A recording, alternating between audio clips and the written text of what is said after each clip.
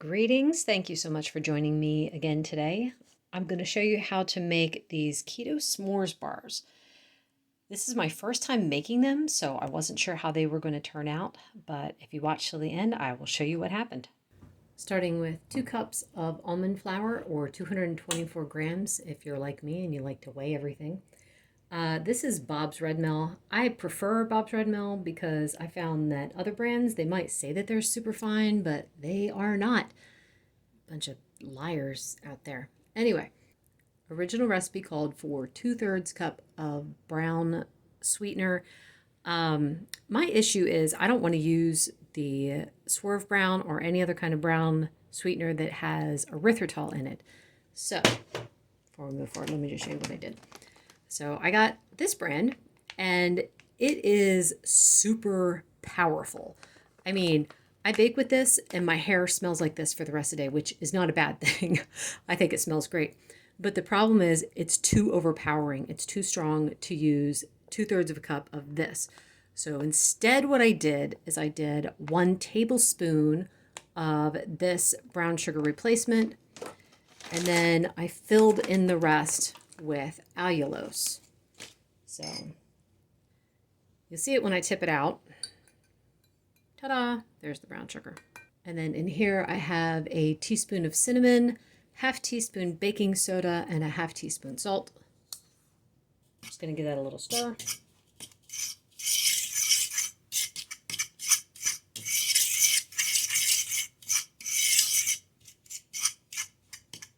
You don't have to use a fork. You can use a whisk. I'm going to add in 1/2 cup or 1 stick of melted butter.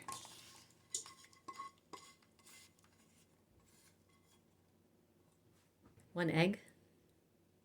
And a teaspoon vanilla.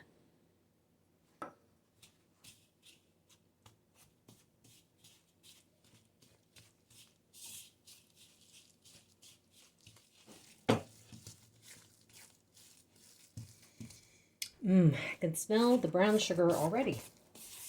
Next, I'm going to add in 1/4 cup of sugar-free dark chocolate chips. And I like to use my very favorite brand, ChocZero. And I'm going to add in 3/4 cup of marshmallows. These are sugar-free keto marshmallows. Let me show you the brand. Got these from ChocZero also. 3/4 cup chopped.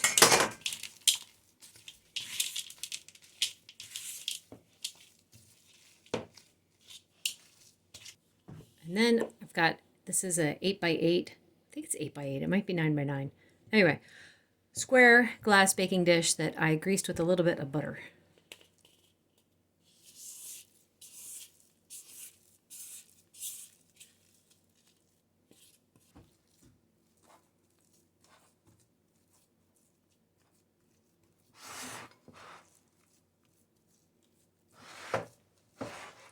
Don't think the marshmallows are very evenly dispersed, but I'm going to leave it because I'm going to add more to it later. This is going to go into a 325-degree oven for about 20 to 25 minutes. I'm actually going to check it at 18 just because I never know how keto baked goods are going to turn out. So I like to check a little early. So that was 20 minutes. It's pretty soft. I'm curious to see what this will be like when it's completely cold. I'm going to let this cool for about another 5 minutes, and then I'm going to add the rest of the marshmallows and some chopped chocolate. I'm going to put the rest of my marshmallows on. This is still warm, by the way. It's only been about 7 minutes since I took it out. And I didn't have any sugar-free chocolate, I didn't have any sugar-free chocolate bars. So instead I'm using some ChocZero milk chocolate caramel squares. I thought the caramel would go well with the rest of this. This was 5 squares, or about 1.5 ounces.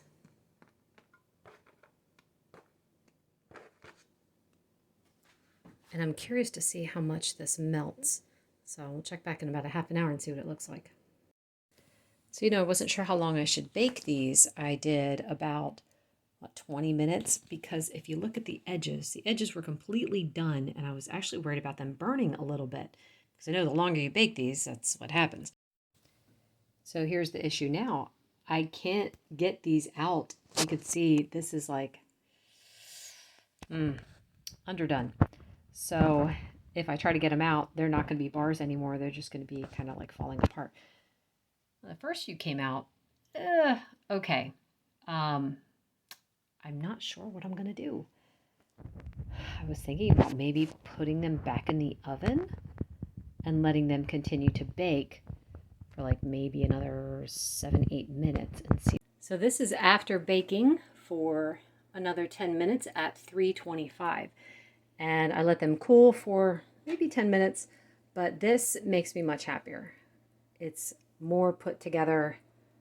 I can lift it easier. These are going to be a delicious mess for anyone who tries to have some.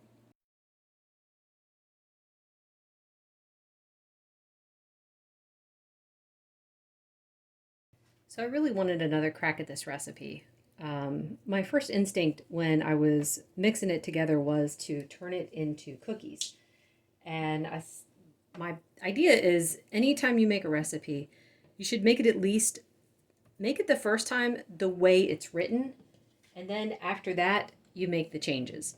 So anytime I make a recipe the first time, I try to make it exactly the way they have it written, just so if it's a mistake, it's not user error, it's the recipe's fault.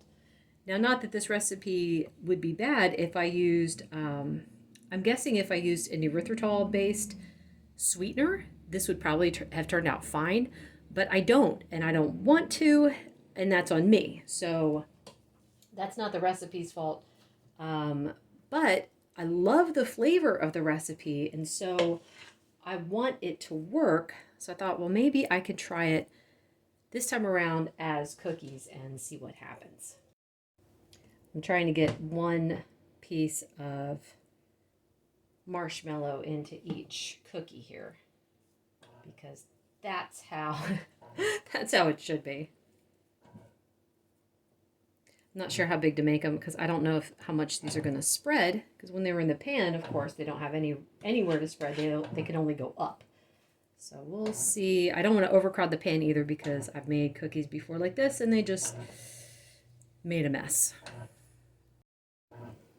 I also need to make sure I say there is one change that I made to the recipe from what you guys saw in the beginning. Uh-oh, that's got 2 in there. That's not fair.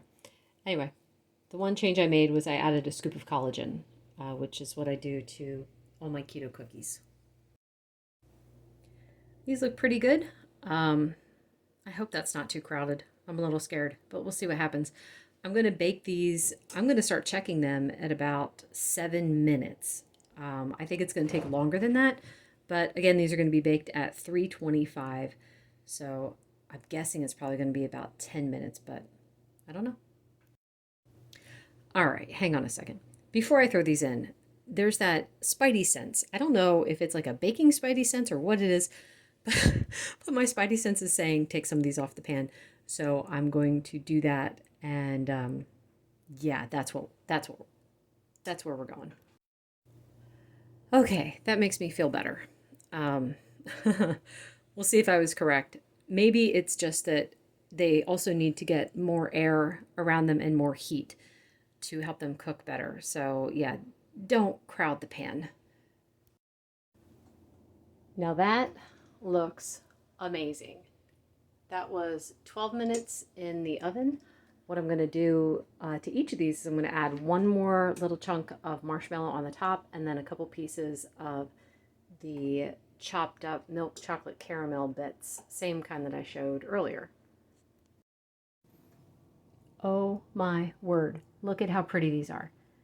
This makes me feel a whole lot better. Now, of course, I haven't tasted these yet, so let's see if my intuition was correct.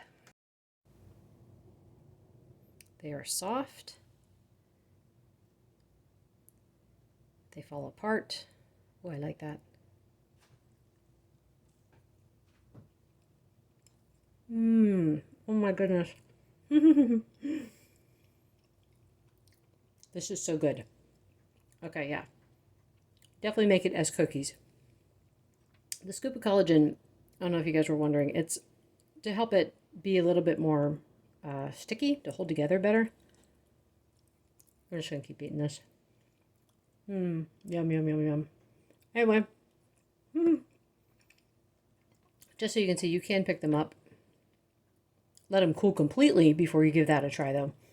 So, anyway, thank you so much for watching. Let me know if you try these. These are fantabulous.